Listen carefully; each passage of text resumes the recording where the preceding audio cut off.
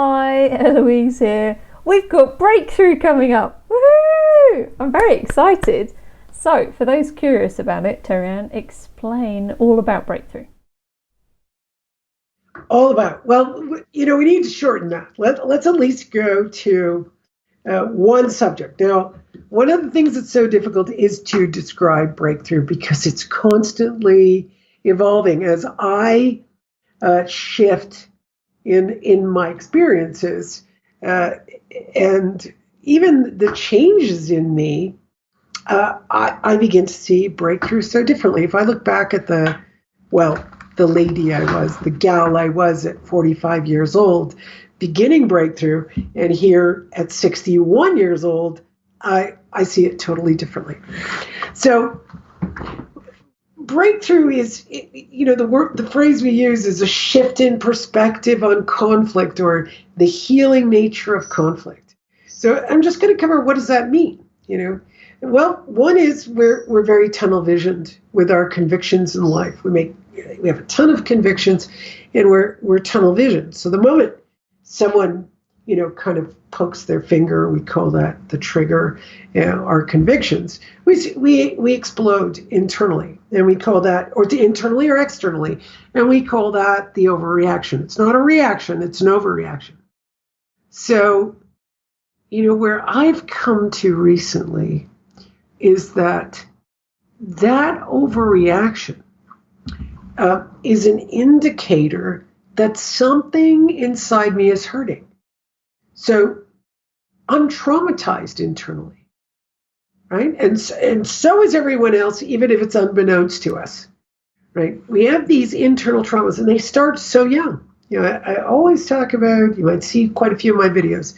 Here we are, 0 to 4, and we're developing. And I remember, watching my nephews play. They're tiny little things. And, my nephew's like 2.5, 3 years old, 4 years old, and he gets hurt. Now, he's raised by a ton of women. He's got his dad, but there's a ton of women around him. So every time these kids would get hurt, we'd jump up and say, "What's wrong? Are you okay?" And you notice that the trauma had already occurred, because now, if he got hurt, and sometimes I would watch him, because I wasn't the first one to run. I would wait a little bit, but I would watch him. And his mother would immediately go, "What's wrong?" And you'd see him, and you knew he was badly hurt. And he would just put his hand down, or whatever he hurt. He goes, "Nothing, I'm fine," and run off to play. And I thought, there's a trauma. Right away, there's a trauma going on.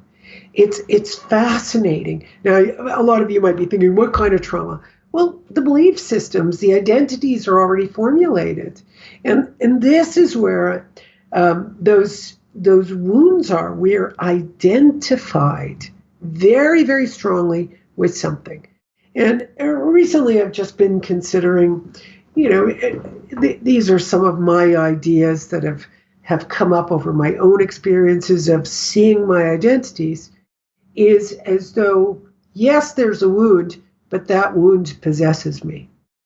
So let's say, some people talk about ideological possession, and some people talk about, we're possessed by an identity, right?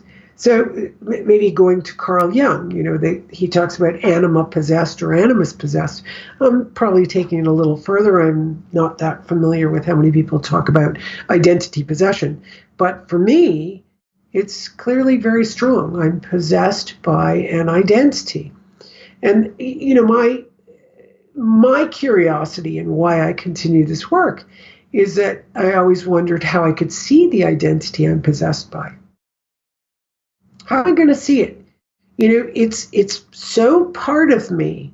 It's even in my fascial system. So I'd like to share with everyone, I've been doing this work so long that my mind has become extremely flexible. So a really good story is, we have a protocol in Breakthrough. And when I started, I had the protocol memorized. I'm, working really hard, figuring it out. And my teacher, Esther Veltheim, who is the founder of the system, she said, she would, say, "I've changed the protocol." And yes, I would just go away and crumble into a heap of tears, right? And of course, this kept happening because we kept changing it. It's still being changed. And I noticed this time we've had changes like throughout the last 6 months to a year. It's always changing, so it's really hard to determine when and where. I just stopped being triggered. I stopped crying about it. It's like, oh, another change. Oh, I see how that change really fits in. So I know that I have a way more flexible mind than I did. So this is one of the takeaways. You might think you have a flexible mind. Someone who thinks they have a really flexible mind are very rigid about their flexibility.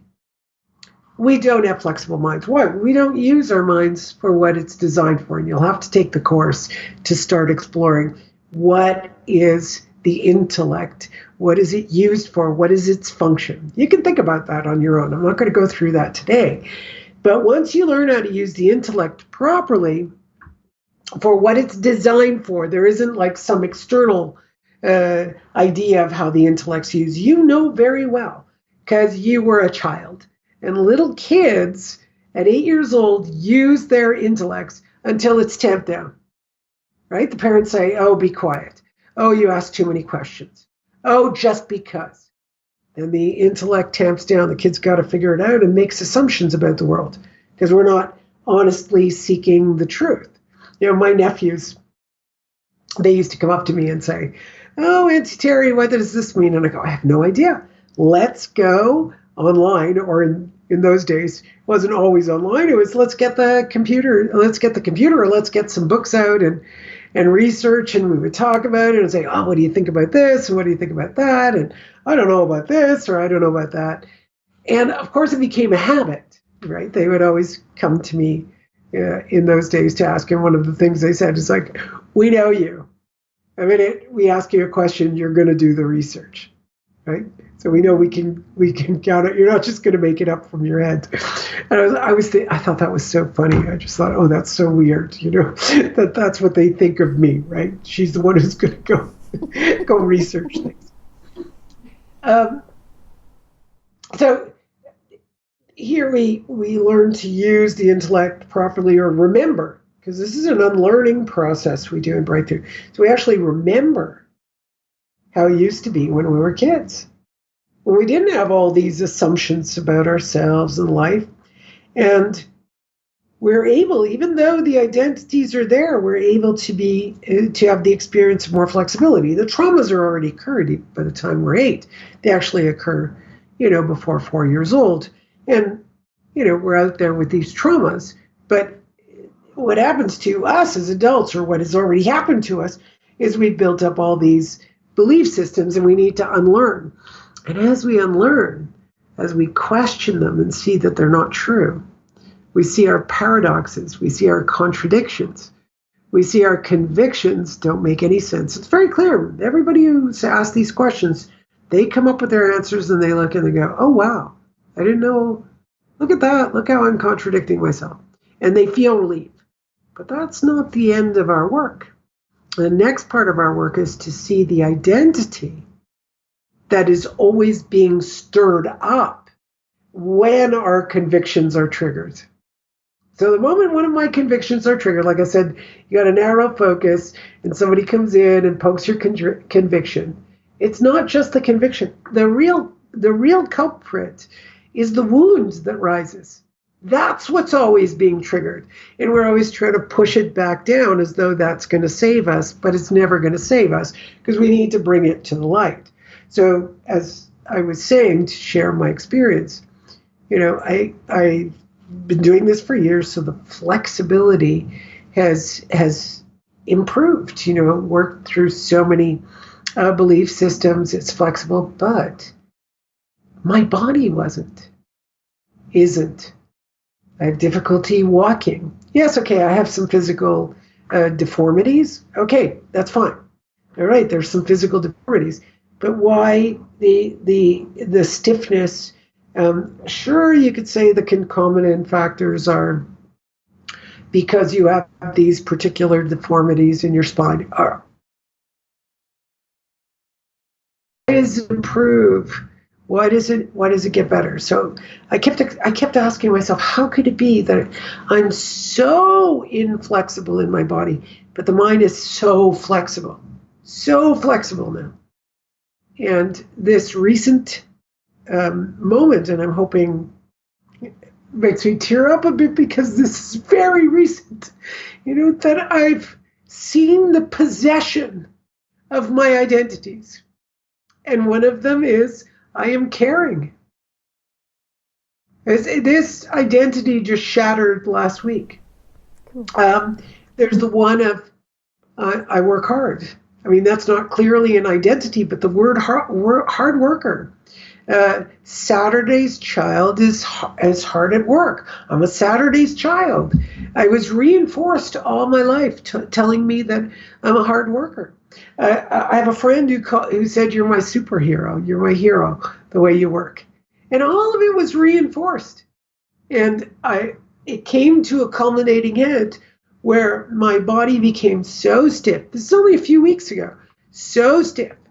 I could hardly move. And I thought, oh my God, if I don't take some time off, I'm going to collapse. And wow, I can't tell you how watching that moment, I think it's ridiculous now when I look back, but obviously I was so identity possessed. I'm like, how am I going to take time off? How is it possible to cancel sessions? But it got so bad, I had to.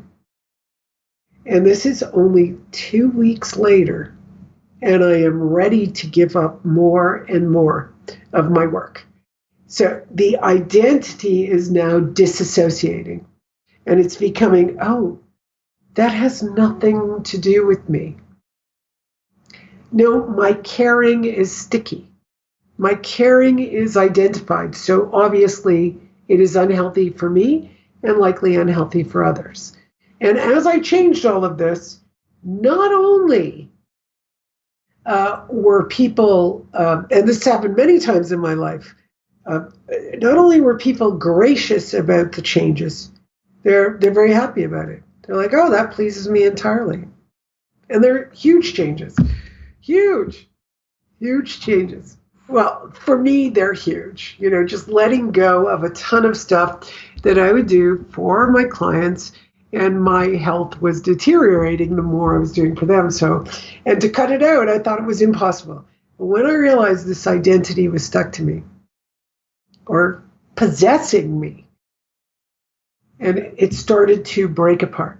And result being, my body is more flexible. Beautiful. That's why I'm crying a little bit, because I can't believe it was that simple yet that hard to do. So, breakthrough. Yeah, really. It is the work, as Carl Jung said, and you might not hear me often say this, but Carl Jung said, this is the work that we need to do, but it's not the most popular. And I would put out a little bit of a challenge to everyone. It's time for this work to be popular. This is something that, you watch Jordan Peterson doing this kind of work on stage. And it's so powerful, people are drawn to him. And again, he gives us rules for living. In Breakthrough, we don't give rules. We free ourselves up from the identity. So it's a little different approach, but you can watch him unraveling.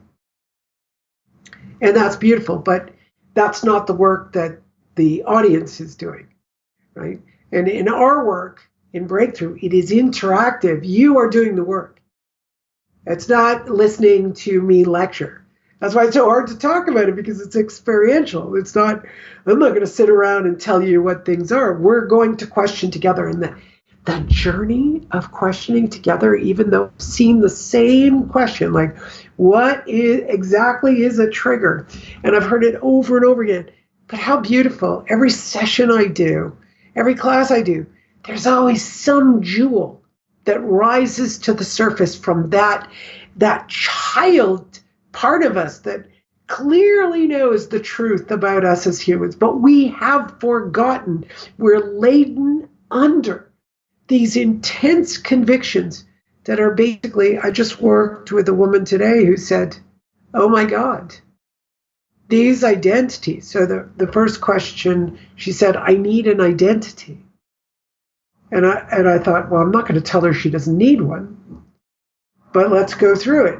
So she spoke about her identity, and she said, yeah, but I'm the good girl. If I'm not the good girl, I'll be considered the bad girl. So I have to stay the good girl. So I said, well, how has that been working for you, staying the good girl? And she said, it is destroying me. Yeah. And that was her wake up. And then I said, so now can you answer your own question? Do you need an identity? And she said, God, no. No, I don't need an identity. So we humans, for whatever reason, because when we come to the I am, when we come to the experience of what it is being here, we just are. But because that is so terrifying to us not to know who we are, because we don't know. Esther Veltime's book is Who Am I? The Seeker's Guide to Nowhere. Brilliant title, because we're not going to get anywhere. You're never going to know who you are. So we label ourselves with identities that destroy our experience, destroy how we see things. These identities hurt us all the time. They cause conflict everywhere, right? I'm a Canadian, I'm an American, I'm Vietnamese. And, it can be really nice meeting up, or, oh, you're an American. Oh, one of those Canadians. I heard this.